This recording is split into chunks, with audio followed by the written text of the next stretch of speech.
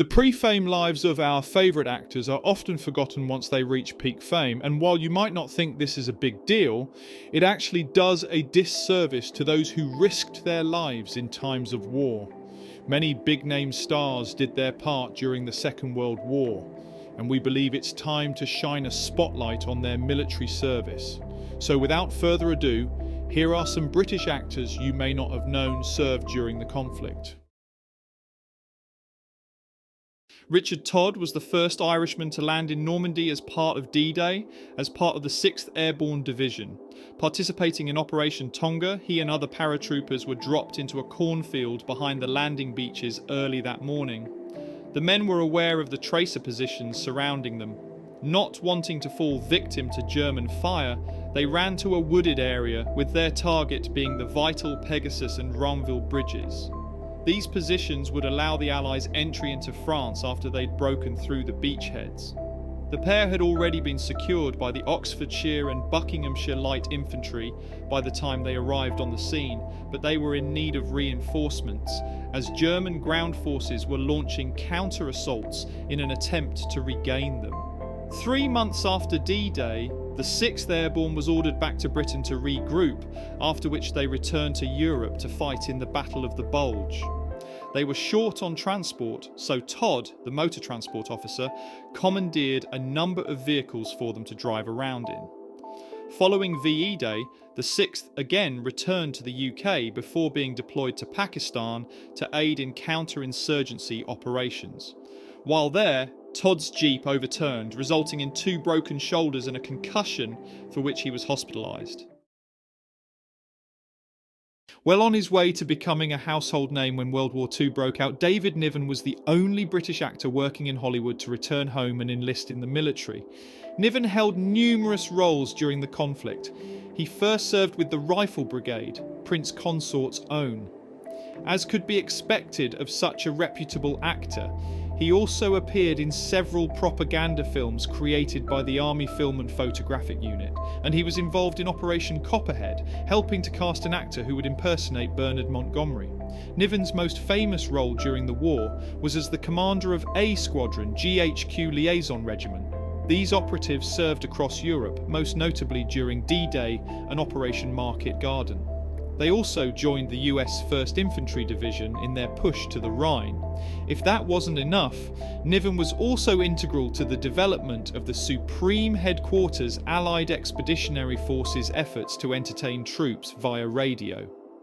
By the time the war came to an end, he'd been awarded the Legion of Merit and reached the rank of Lieutenant Colonel. Sir Alec Guinness had already established a successful theatre career for himself when World War II broke out, but he put it on hold to join the Royal Navy Volunteer Reserve in 1941. On April 30th, 1942, Guinness was commissioned as a temporary sub-lieutenant, followed by him being made a temporary lieutenant. During his service, he successfully landed around 200 soldiers with the 5th Battalion, Black Watch, Royal Highland Regiment in Sicily during Operation Husky. They loaded onto his craft early on the morning of July 9th, 1943. During the hectic endeavour, Guinness missed the order that the operation would begin an hour later than scheduled. Once everyone was aboard, he went straight for the Sicilian shore, none the wiser. When he landed, his men soon realised no one else was there yet. Later in the war, Guinness shipped supplies to Yugoslavian partisans in the Mediterranean. During one of these voyages, he was caught in a hurricane.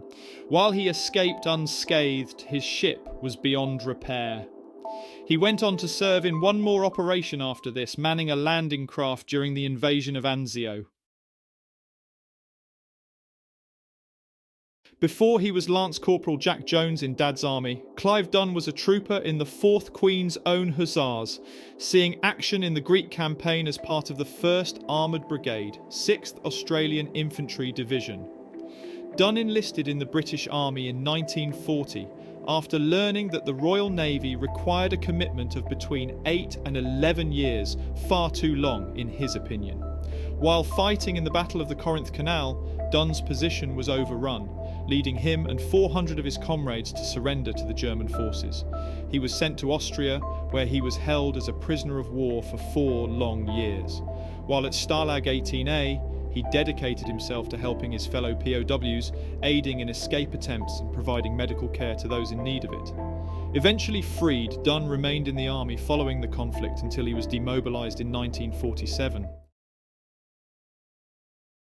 Sir Christopher Lee certainly racked up a number of big film titles: Star Wars, The Lord of the Rings, and The Man with the Golden Gun. His military service is equally impressive, with him having served as a Royal Air Force intelligence officer during the Second World War. He also claimed to have volunteered with the Finnish Army during the Winter War, although this is debated. In 1941, Lee enlisted with the RAF, training in southern Rhodesia with the British Commonwealth Air Training Plan. However, this was short-lived as he was diagnosed with a problem with his optic nerve. He subsequently applied to RAF intelligence and served in North Africa and Italy. When asked about his service, Lee claimed many things over the years. He said he'd spent time with the Long Range Desert Group, the Special Air Service, the No. 1 Demolition Squadron, and the Special Operations Executive.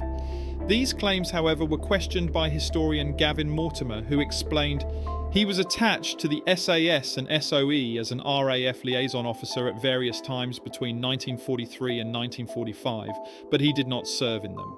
It's not clear exactly what Lee did and didn't do during the war, but he undoubtedly served.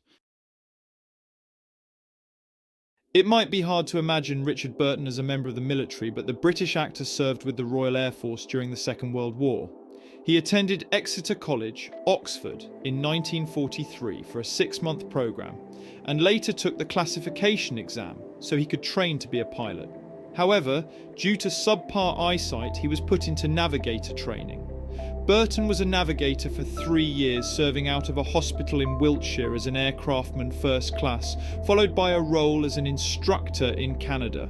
He was discharged on December 16, 1947. Donald Pleasence is best known for portraying a prisoner of war in 1963's The Great Escape, but did you know he was one in real life? When World War II broke out, Pleasence was a pacifist and conscientious objector who fought back against conscription. However, after the Blitz, he changed his stance and volunteered for the British Armed Forces. Pleasence became an aircraft wireless operator and gunner for the Royal Air Force, flying in Vickers Wellingtons and Avro Lancasters with the No. 166 Squadron RAF. He was involved in nearly 60 raids over Europe. During one mission in 1944, his Lancaster was shot down over France and he was taken by the Germans.